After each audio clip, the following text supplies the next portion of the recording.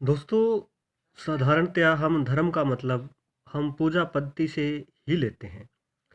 किसी की पूजा या इबादत या किसी समुदाय के ईश्वर के लिए या ईश्वर को समर्पित क्रिया अथवा कर्मों को भी हम धर्म कहते हैं।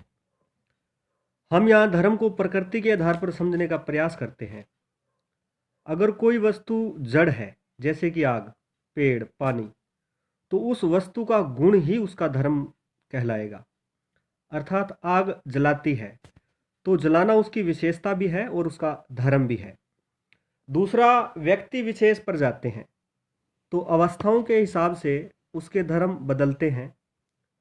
सबसे पहले तो उसका स्वभाव इंसान होना है, तो धर्म भी इंसान होना ही है। फिर हम रिश्तों में देखते हैं, पिता पुत्र, पति भाई अथवा माँ, पुत्री पत्नी, इन रिश्तों को ठीक से निभाना भी धर्म कहा गया। अब अगर आदमी किसी संस्था, संगठन, संस्थान में काम करता है तो उस संगठन, संस्था, संस्थान के नियमों में रहकर काम करना भी उसका धर्म है।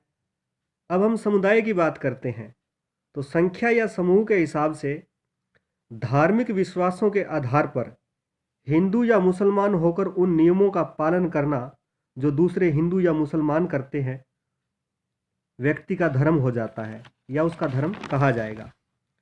अब आते हैं धर्म के सैन्यकरण पर या धर्म के सैनिक प्रयोग पर। महाभारत को धर्म युद्ध कहा गया है। हिंदू ग्रंथों में जिहाद को मुस्लिम अपना फर्ज समझते हैं। सिख मत में खालसा एक मिलिट्री अलायंस कहा जा सकता है। किसी भी देश में हमेशा से सत्ता के लिए या फिर सत्ता के विरोध के लिए धर्म का सैन्यकरण होता रहा है।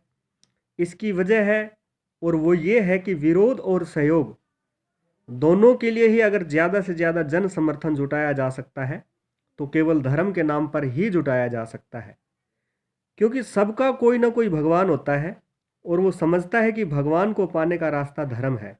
धर्म के लिए कुछ भी करना धर्म है, क्योंकि इससे भगवान की प्राप्ति होगी। बस यही एक सिद्धांत काफ़ी रहा है किसी भी धर्म के लोगों का सैन्यकरण करने के लिए। लड़ने की इच्छा हर आदमी में सो रही होती है। सभी जानवर लड़ते हैं।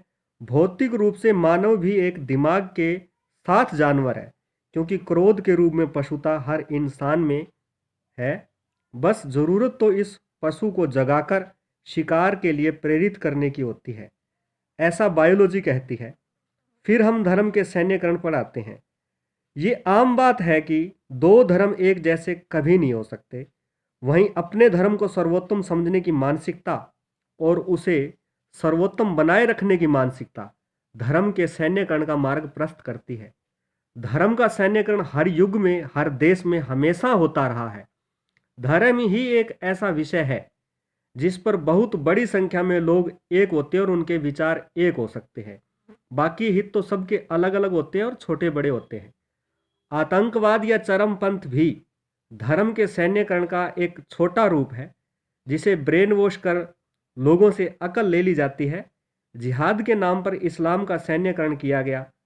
साथ में इंसान को काम वासना की पूर्ति का रास्ता भी, जैसे कि युद्ध जीतने पर काफिरों की औरतें व हूर गति अर्थात मरने पर जन्नत की हूरें मिलेंगी, ये सब तो अब बचा ही क्या था जिससे आदमी ये सोचे कि मैं ना लड़ूं।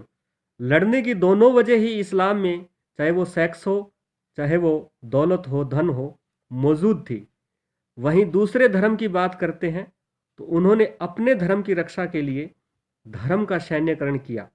यहाँ एक बात साफ है कि भारत में कभी धर्म का प्रयोग नहीं हुआ।